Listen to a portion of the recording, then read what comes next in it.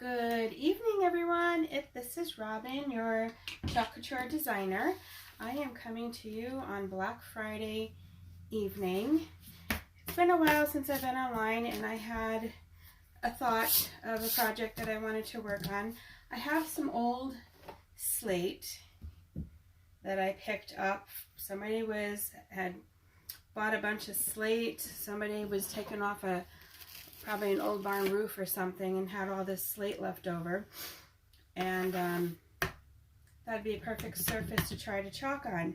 I've only done slate one other time. This one seems to be a little bit bumpy, so I'm not sure how this is going to come out, but I'm going to try to make a sign for my kitchen made out of the kitchen measurements conversion chart, and I think it's going to just fit on here, so we're going to give it a shot. And I'm going to do it all in one solid color. Did everybody go out shopping this morning? I went out for a little bit, first thing, looking for my pheasant cloth. And, you know, I was really surprised that it wasn't really all that busy. This is my pheasant cloth. I'm just fuzzing the transfer a little bit. I don't want it to stick too much because I don't want it to pull up any of the surface of the slate if it was going to do that. So I'm going to go ahead and turn this over and position this as best I can on the slate. And what's good about the slate tiles from the roof is it already has holes in it from where it was attached to the roof. So you can go ahead and add your jute or your leather strapping on it. So you can hang it right on your wall. I'm just working out the bubbles as best as I can. It's not super sticky on this slate, which I kind of figured was going to be the case, but we're going to give it a shot. Worst case is if I really hate it, we wash it off.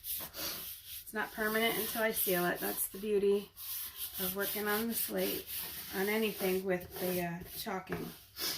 Alright, I'm going to do this just in a solid color, white. I like the look of black and white, gray and white, that kind of thing. And I have farmhouse decor is how I decorate my home. So that's why I chose that color. And I'm kind of going to do the chalk and reveal method where I do a section. I still have this on. I was working on another project. I'm going to do a little bit of the transfer and then peel it up and then lay it back down and do some more of the transfer because this is a large transfer. I don't want the chalk paste to dry in my transfer as I'm going. Let me move this down a little bit so you can see the top there. All right, so I'm going to go ahead and work my way down here and dip into some chalk paste. And I'm just going to run that across my transfer like so. I did add a little distilled water to my paste. It was a little thick to my liking, so I did thin it down a little bit. It should have the consistency of like a Greek yogurt, something along those lines. You don't want it to be drippy drippy, but you do want it to kind of fall from the from your stir stick. So I've got that first section chalked, so I'm going to go ahead and peel that back and see what it looks like. Oh yeah, that's going to be good. I got a couple bleed marks, but that's okay because the slate is uneven. But I like things that don't look perfect, that look more primitive. So that's right up my alley. When this is completely dry, I will seal it as well, and that's going to bring some of the shine up from the rock. Alright, so I'm going to lay that back down gently. And we're going to continue on with the next section.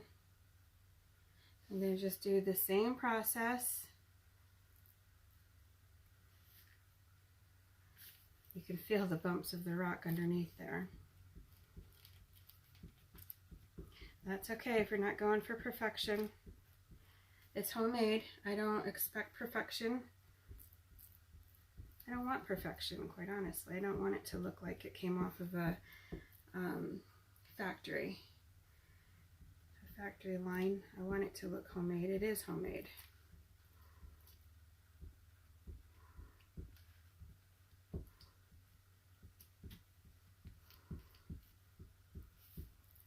Okay.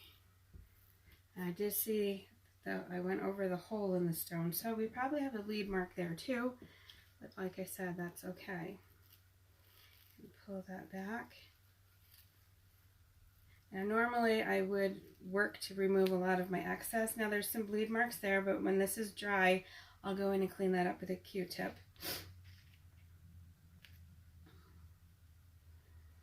Okay, gently lay that back down and just keep, that's the process for the whole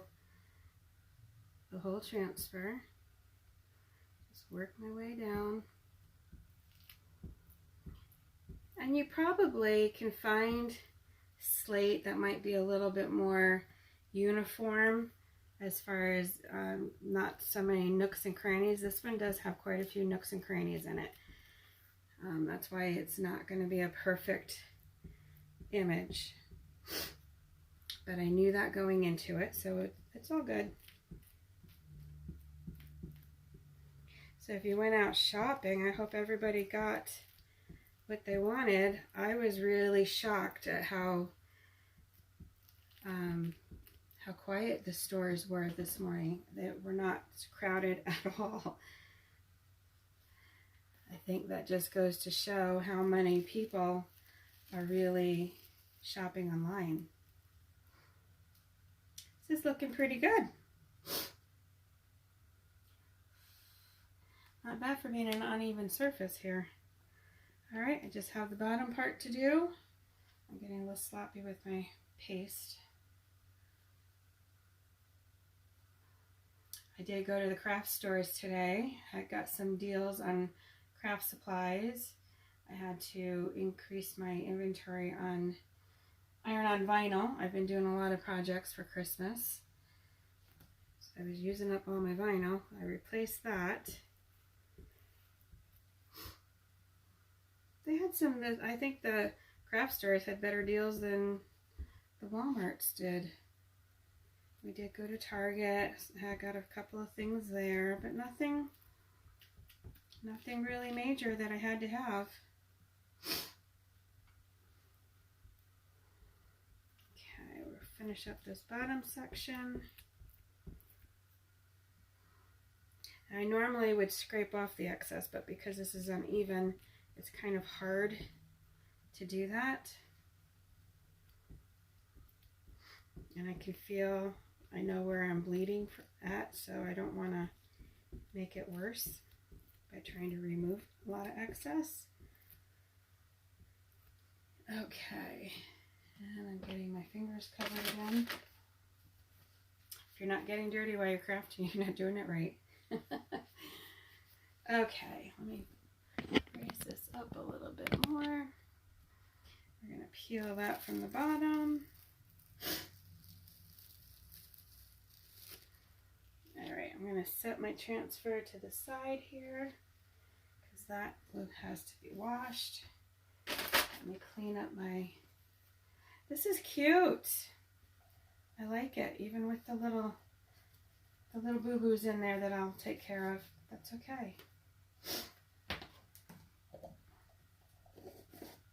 Let me turn that around so you can see it. Okay, cute, cute, cute.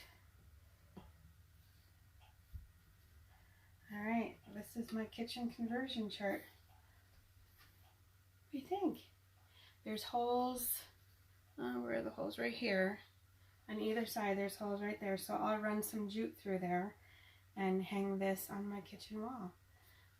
I don't know if anybody else, but I don't spend a lot of time in the kitchen, so I'm not really good at all the measurements. And it just makes for some nice decor. So that's my quick little project tonight. Something I've been kind of thinking about doing for a while. It's been on the back burner, and I thought, okay, today's the day. And like I said, I will seal this. Kind of have to be careful with slate. It kind of peels, and you get little pieces. There's little pieces of stuff all over my counter right now.